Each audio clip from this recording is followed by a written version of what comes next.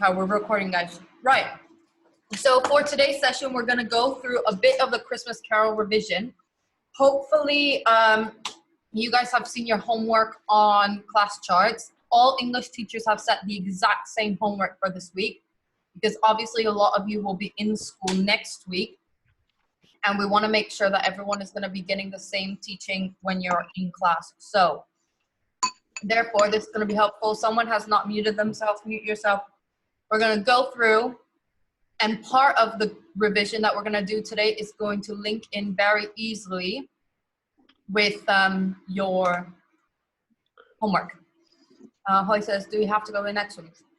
I think that is up to you. That is up to your parents. That is up to you. I think you guys got a survey. All right, here we go. So if you can remember, your A Christmas Carol GCSE exam has 3 assessment objectives, right? AO1, AO2, AO3.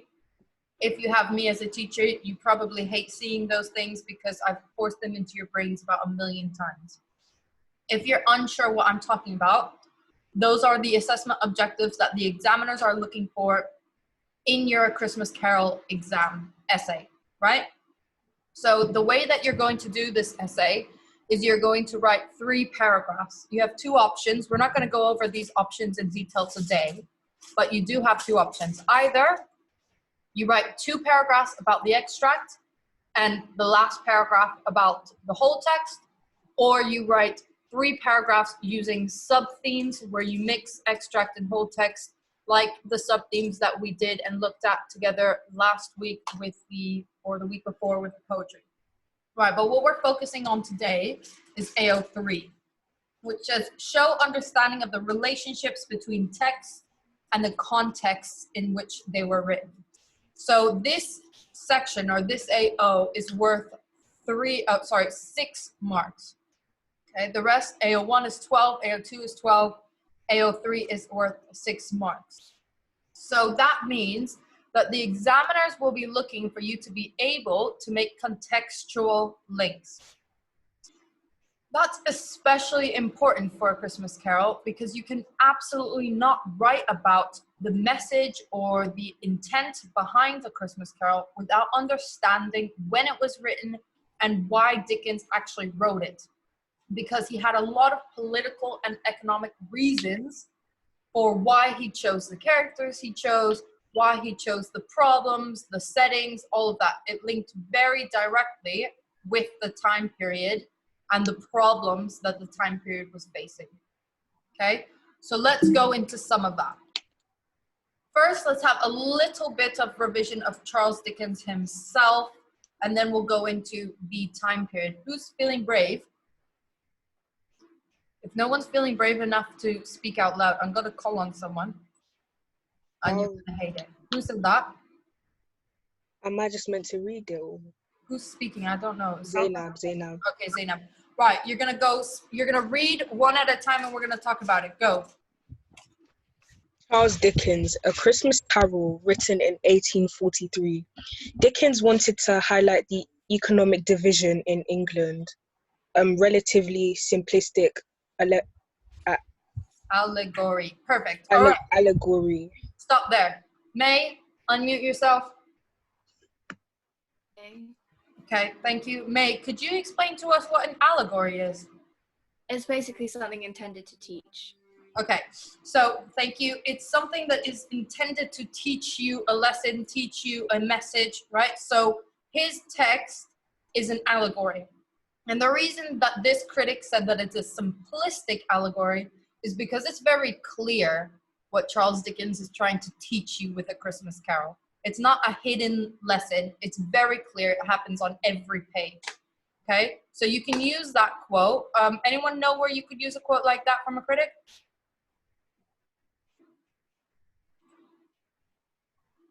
My class? In your essay, where would you use it? Good, May. All right, so intro. It's really good that you could use to use a critical quote in an introduction if you are someone who has noticed that you have enough time to write an introduction, to highlight to your examiners that you understand that this novella was intended to teach a lesson. Right, Zainab, keep going. Money from industry made the rich richer, and the gap between rich and poor widened. Okay, so we have a clear gap between the upper class and lower class economically, and the way that the industries were growing during the Industrial Revolution meant that that gap continued to get wider and wider and wider and wider, right? So the rich kept getting richer because they were the ones building the factories. They were the ones running the factories. And the poor who were working in those factories were being paid less and less, were getting in worse working conditions, worse living conditions. So that gap between the two classes continued to grow and grow and grow. Right, Zainab, keep going. In the poorer areas of Britain's larger cities, almost 1 in 5 children born in the 1830s and the 40s had died by the age of 5. The main causes of death were polluted drinking water, damp, and tuberculosis, which claimed between 60,000 and 70,000 lives in each decade of Queen Victoria's reign. All right, pause. So who can tell me what that section tells us? Of course, we now know that there is extreme poverty and that there is, well, that extreme poverty was affecting the lives, especially of the poor, right? And making their living standards very low. But what else does that tell us about the time period? Does anyone know? You can say it out loud. Yeah, go on. Like they're not evolved a lot. Like, Good. Why do you say that? because hundreds, like in that time period, not lots of diseases hadn't had cures yet, and like not. Perfect. So perfectly said. So the healthcare wasn't what we know now, and it was quite difficult for those who didn't have the money to get that kind of help. Lucia says it was a very dog-eat-dog world, but with extreme inequalities. Lucia, unmute yourself and explain what you mean. There wasn't really any support systems for anyone apart from the rich, and so it was everyone to fend for themselves, but with already very high societal barriers that couldn't really get the poor to higher social standings. Good. Do you know what it's called when somebody is able to move from one social class to another? Not class transition. Is it class transition? I'm not sure. Almost. Does anybody know? Anyone help Lucia? Social mobility. Thank you, Mia. Okay. So there was not a lot of social mobility at the time period. Social mobility means that if you work really hard and you continue to become a higher status in your jobs, company, or whatever it might be, you're able to move from that lower class status to an upper class status. That is social mobility. However, in this time period, as Lucia was pointing out, there isn't that opportunity. Great. Zainab, last one. There was no healthcare at this time, and if you got ill and couldn't work, your whole family was at risk of death. For those who were unable to support themselves, there were the workhouses. These were not intended as pleasant places to stay. Brilliant. Thank you, Zainab. So if you needed help paying family debts, if you needed help supporting your family financially and you were in a lower class, it was more likely that you were going to be put into a workhouse, right? And in a second, we're going to look at the actual conditions of those workhouses. So if you were someone who was not able to work, it was going to affect heavily on your whole family's ability to provide, right? Because it was important, especially for the lower class, that everyone that was of age is able to contribute. I'm just going to tell the misses that are speaking here that they are Miss, you are being recorded momentarily. Yeah. Okay, so moving on to the next slide. Let's look at the rest of Charles Dickens' life and see why some of those contextual points link directly to his life. Okay, so Charles Dickens was born on February 7th, 1812, and his father, John, was financially irresponsible, right? Everyone says, everyone who knows him, I mean, as much as we can tell from what is recorded of that time period, he was a very beloved man, okay? But at the same time, he was not very good at being responsible with his family's finances. So he drove his family into tremendous debt, okay? And at the age of 12, when Charles Dickens was 12, his father was arrested and sent to debtor's prison, okay? And this was a prison where anyone who was in debt would go until their family or somebody who was outside of the prison was able to work off the amount of debt that the whole family owed, okay? So what happened there is Dickens' mother moved the 7 children, okay, so 7 out of 8, moved herself, her 7 children, into the debtor's prison with the father. Because obviously, if the family is going through this tremendous debt and this tremendous financial pressure, then they are not going to be having the living facilities to take care of everyone. So everyone moved into the debtor's prison except for Charles Dickens. Charles Dickens was told to stay outside of the prison and work off the family's debt, okay? And he was put into a blacking warehouse, okay, which was one of the many workhouses that were available. And in this blacking warehouse, all he was doing all day long was pasting labels on bottles, okay? Does anyone know why it's important for us to understand Charles Dickens' background with all of these kind of ups and downs he had in his life? Does anyone know?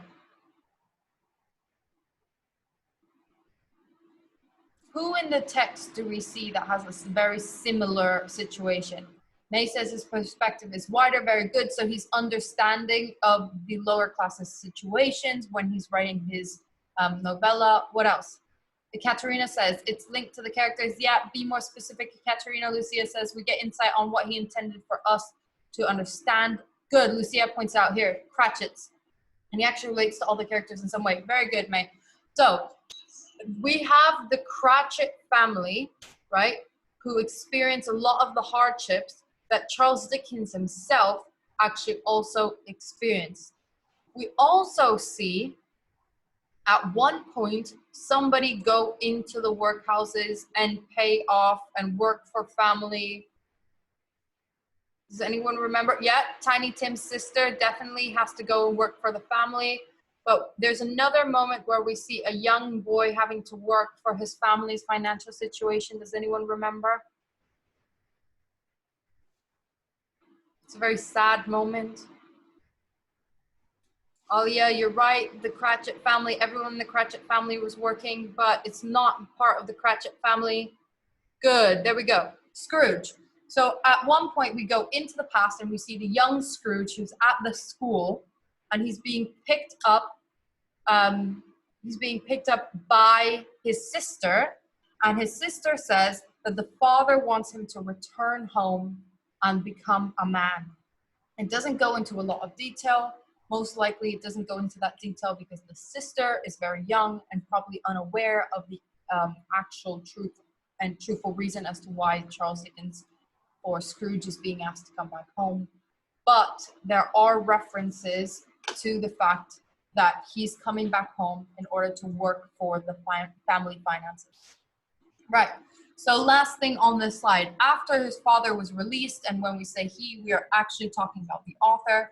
When his father was released from prison and their family's financials kind of steadied, Dickens returned to school and eventually became a law clerk. Now, these are one of the rare cases that we saw someone at that time period move from the lower class to the upper class society, right? He made his way. So he was able to take part in the social mobility, right? Move classes. And therefore, he's able to have, like May was pointing out before, he has the two perspectives, right? He's able to see both sides of the argument, both sides of the society, and then make educated conversations happen between his readers. Okay, so this slide, although it seems like a lot of words, I am aware, but this slide is actually the handout that you received for homework this week. So what we're gonna do is we're gonna read through this. It gives you a bit of a head start on the homework, and it will explain to us the conditions of the workhouses and the new poor law and the poor law that was happening at that time. Right, somebody who hasn't spoken up, is anyone willing to read what is on the screen? Let's be brave, or else I have to put someone on the spot and they're gonna hate it. Yes, I can read Right, Shakira, off you go. from the start. Yeah. The Poor Law. In 1834, a new poor law was introduced. Some people welcomed it because they believed it would reduce the cost of looking after the poor, take beggars off the streets, and encourage poor people to work hard to support themselves. Brilliant, keep going.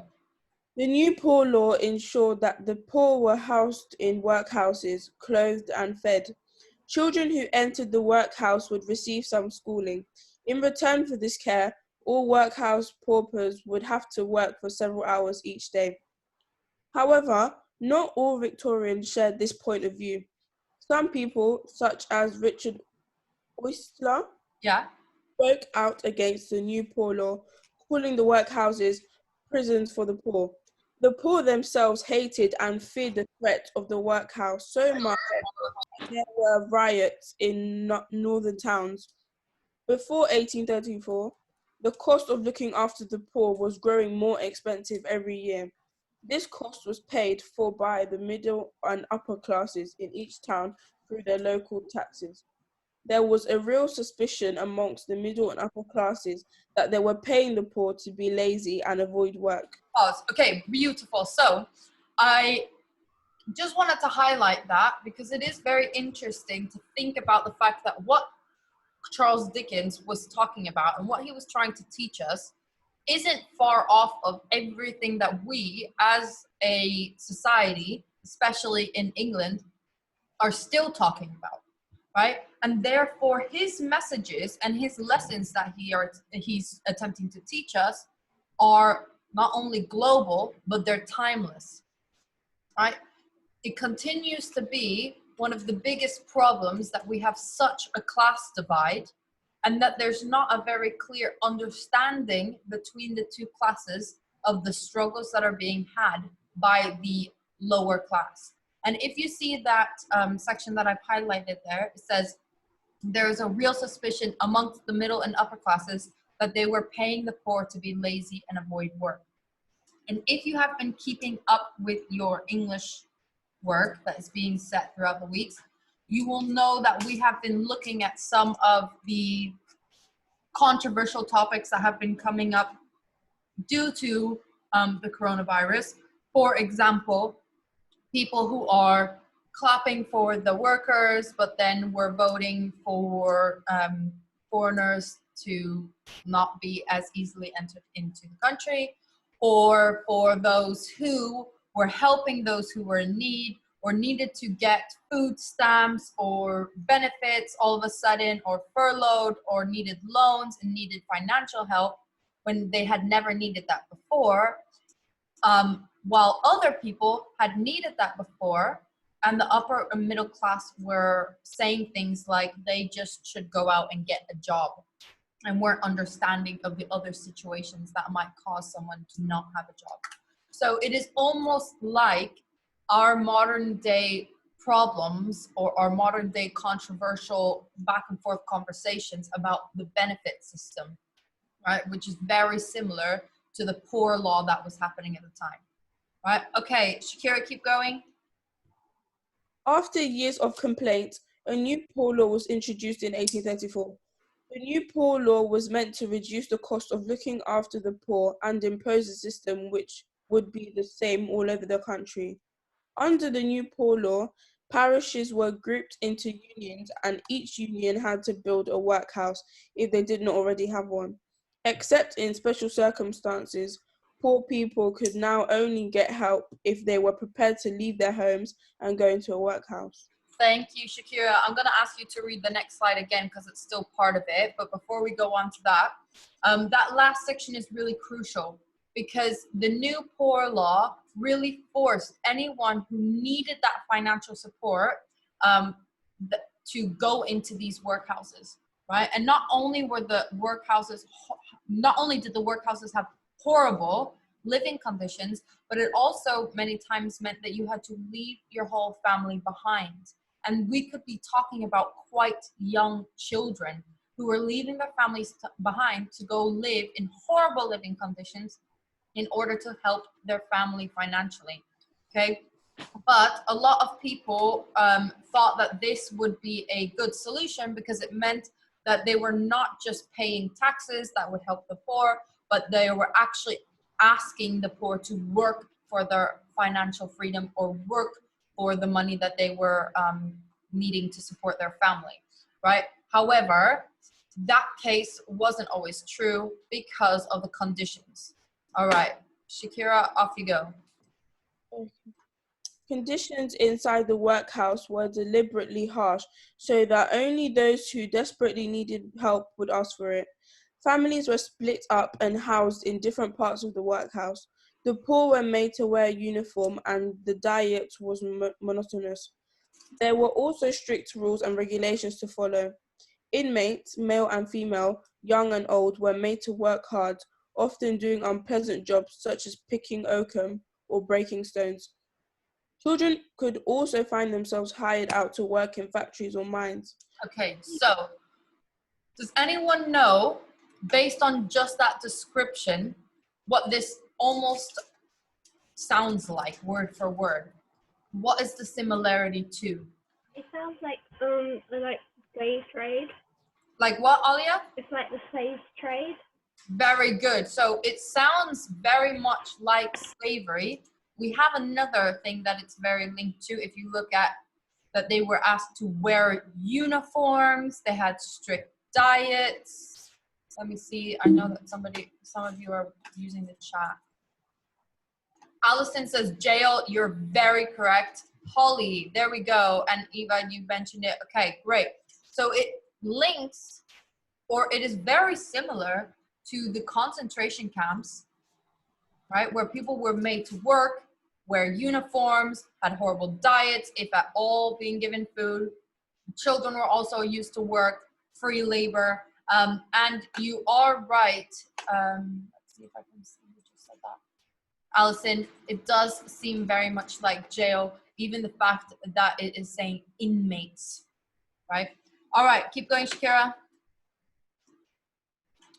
Shortly after the new poor law was introduced, a number of scandals hit the headlines.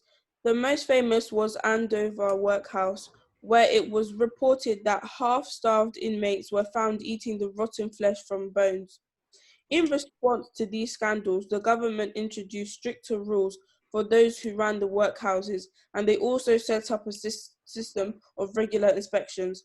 However, inmates were still at the mercy of unscrupulous masters and matrons who treated the poor with contempt and abused the rules. Although most people did not have to go to the workhouse, it was always threatening if a worker became unemployed, sick, or old. Increasingly, workhouses contained only orphans, the old, the sick, and the insane. Not surprisingly, the new poor law was very unpopular. It seemed to punish people who were poor through no fault of their own. Very good. Okay. So this is to do with the poor law, right? Attempting to set up a system where the poor were being quote unquote, and it's important that we remember that quote unquote helped, because it certainly doesn't seem like the conditions are there to help anyone, but to help the poor make money to support their families so that the middle and upper class didn't have to pay taxes to help these poor families, right? So, of course, as you can see in the last section there, it became a very unpopular law because of the conditions that people were being placed in, and nobody wanted to go to a workhouse, and therefore it was used as a threat. Lucia says, the rich have always controlled society and exploited the poor.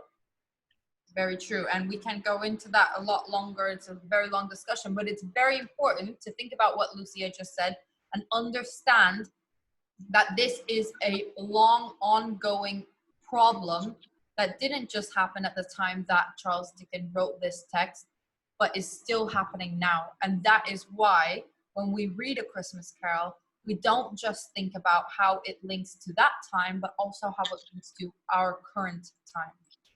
Okay, it seems like they are degrading them. They definitely were. They were basically turning them into working slaves, right? And that's why later on it became a place for only those who were, for example, orphans, old, sick, and insane, because nobody wanted to go in there willingly. All right. So I'm not going to go through these questions now. I just wanted to show you what the questions were like on your homework.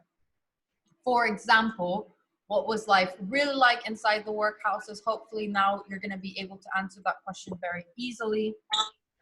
And the second one we're about to look at, but in your homework it says it as a, who do I have to mute? Shakira? No.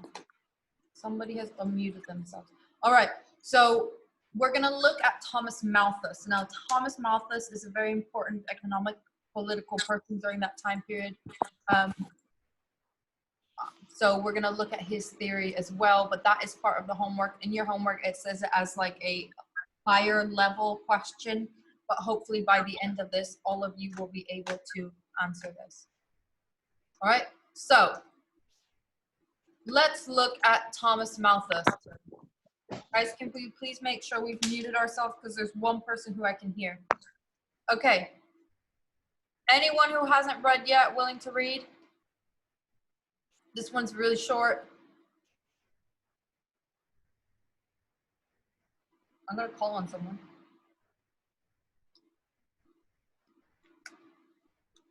Nobody?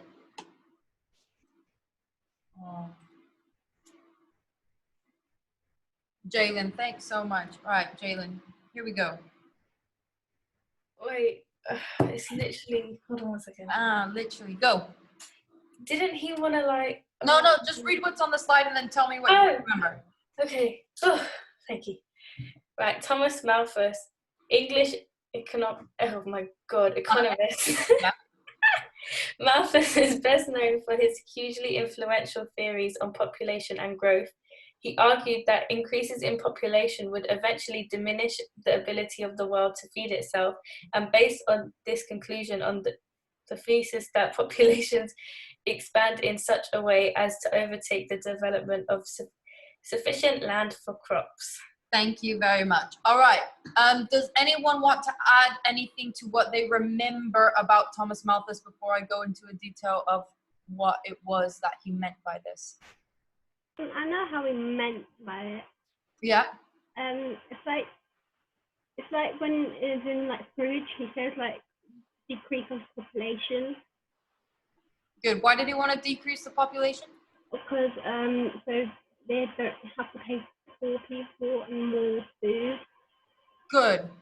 So there was this this idea that the poor people were increasing because they were trying to financially benefit themselves by having more children in order to help their financial status. But at the same time, that increase in population was going to make it so more and more people would go without land or without food because our population would grow too quickly for our country's economy and our country's food to keep up. May, can you unmute yourself and explain what that means? What means? What you just wrote. Oh, okay. It means that Scrooge embodied a lot of his ideas and principles and stuff. Brilliant. So, May, does that mean that Charles Dickens agreed with him or disagreed with him? It means he disagreed with him because he used Scrooge to show how people were bad in that time and stuff like that. Brilliant. Thank you. So, a lot of critics say that Scrooge is the mouthpiece of Thomas Malthus. Mouthpiece means, as May just said, he presents Thomas Malthus's ideas by what he says. if you remember at the beginning, when the charity workers come and visit Scrooge in his office and ask for a donation, Scrooge says what? Who remembers the quote, even if it's not word for word? What does he say to them that the poor people should do? If they rather die, Yeah? something decrease. Surplus decreases. I don't know. I forgot. First of all, you definitely got the word surplus population. Very good. Abigail, you're writing to me privately, but you were correct. It says decrease the surplus population, right? So he wants to decrease the surplus population. Surplus means the extra. And of course, he's referring to the poor people because a lot of the times these kind of politicians like Thomas Malthus believed that the poor people were not contributing to the economy, and therefore they were the surplus population, the extra part of the population, and that they should be decreased. And Gabriella, you're completely correct in saying, are there no workhouses was part of that quote. So Scrooge says, I don't need to donate. We've already built the workhouses for them. That's where they should go. And May added in the part of the quote that says, then they better do it. So if they said they rather die, then they better do it, is what he says. Okay, so we have Thomas Malthus, and Dickens uses Scrooge to present those ideas. And as May says, he presents it as a really horrible idea because we dislike, as readers, Scrooge at the beginning. And therefore, Dickens is trying to make us dislike Thomas Malthus's ideas. Right. Then the next person that is interesting is John Ells.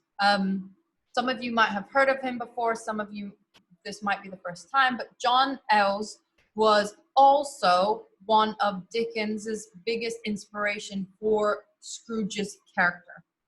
Right. So, let me see who I can call on. Amatara, can you read us through this? John Ells, Scrooge's inspiration.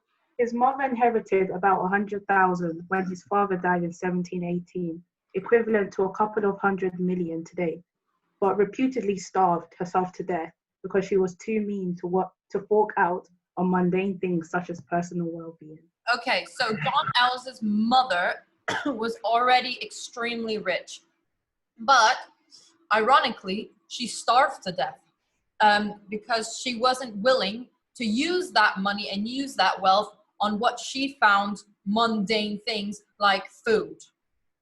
All right, so even though she was extremely rich, she starved to death. Zainab says that's the most ridiculous thing. You're very correct. But we see similar things in Scrooge, don't we? All right, Amatara, keep going. When Sir Harvey, his uncle, died in 1763, John was duly bequeathed his uncle's entire fortune of more than 250,000, somewhere in excess of 500 million today. Okay, so John Ells received about £250,000 when his uncle died. He spent his whole life, by the way, trying to impress his uncle, who was just like his sister, right? So his sister died of starvation because she wasn't willing to use her money. The uncle was the same. The uncle's very, he was very careful with how he used his money to an extreme extent. And John Ells attempted to do the same thing in order to impress his uncle. And his uncle was impressed and left him all the money. Now you can imagine at that time period, it even says below, that is about 500 million pounds today. So that is the amount of money that John Ells was given when his uncle passed. Right, let's keep going.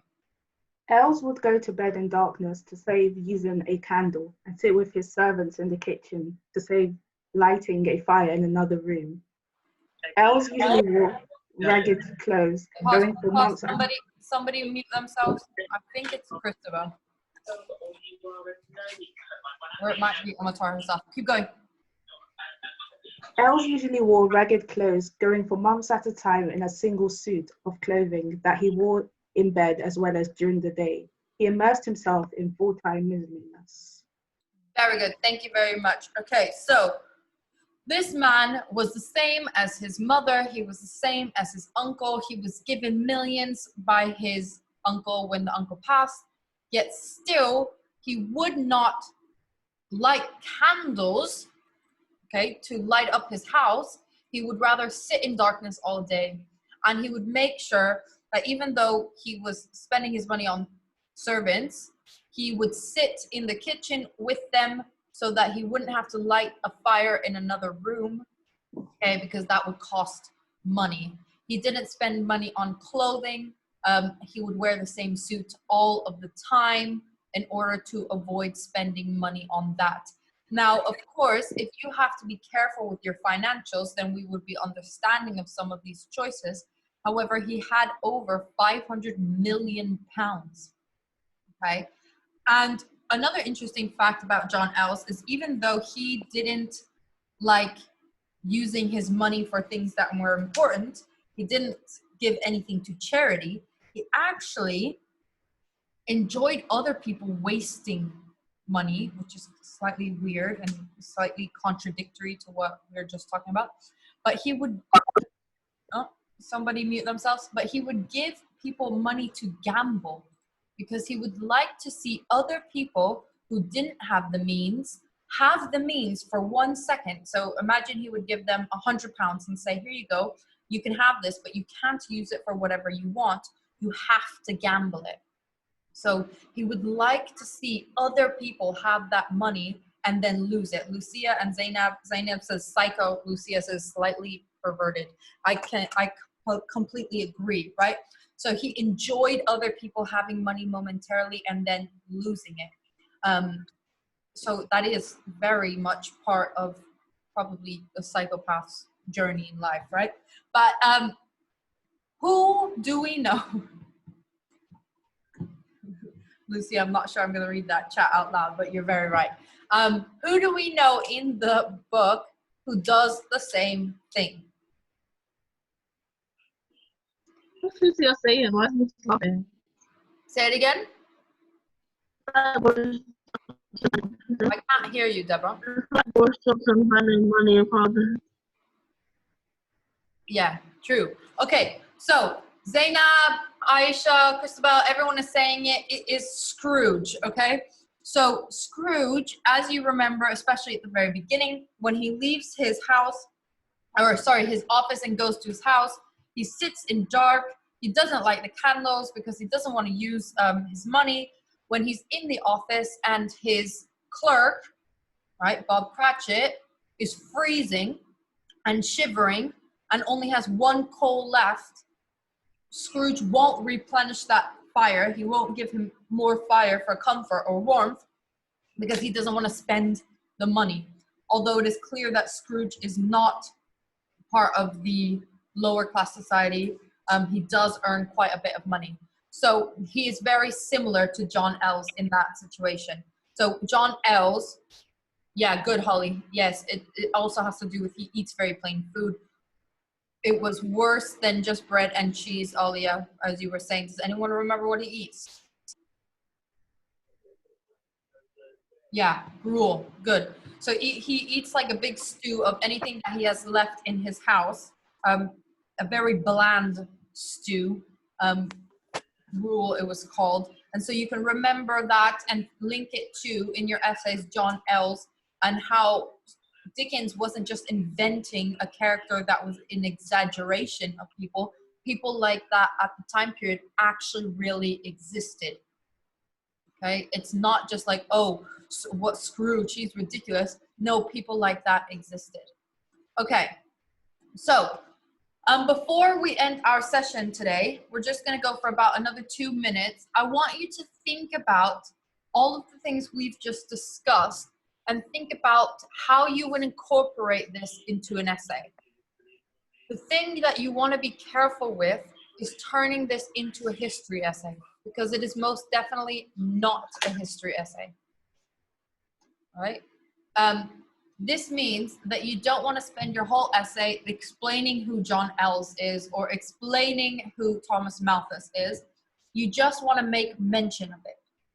For example, if your essay question is about how Dickens presents the theme of forgiveness, then you might want to talk about in your introduction that Scrooge was based on a character, or Scrooge was a character based on a man named John Ells, who was very careful with his money, and we'll have to mute. I don't know. Alia, can you mute yourself? I'll mute you. There you go. Okay, so you want to make reference to these people, but you don't want to spend paragraphs explaining it, because if you remember, as I said at the very beginning, and I'll go back to it, if you remember, what you're being marked on is AO3, which is the context, but that is only 6 of the marks. AO1 and AO2, which are the language, which is the language analysis, is worth a lot more. So you want to make sure that that is the biggest focus of your essay, and not just the contextual information we've looked at now. Are there any questions? Everyone happy with what we looked at? Let's do our usual thumbs up, smiley faces. Good. All right, guys. So you will be getting homework that has to do with what we've talked about now. You're welcome, Lucia. And you will be able to use everything we've discussed to answer those questions, especially if you struggle with looking at those PowerPoints and understanding it yourself. Then hopefully everything we've just discussed helps you. Next week, we do not have a Zoom session, because it will be no Zooms the whole week for year 10, because most of you will be in school. All right, so make sure you're keeping up with that homework on class charts, and have a lovely rest of the day, guys. Enjoy. Let's see if I'm able to do this. Bye. Who said bye? Bye. Bye, guys. Bye. Bye. Yes, Bye. Bye. I found my book. Lol. I'm glad. All right. Bye, guys. Bye.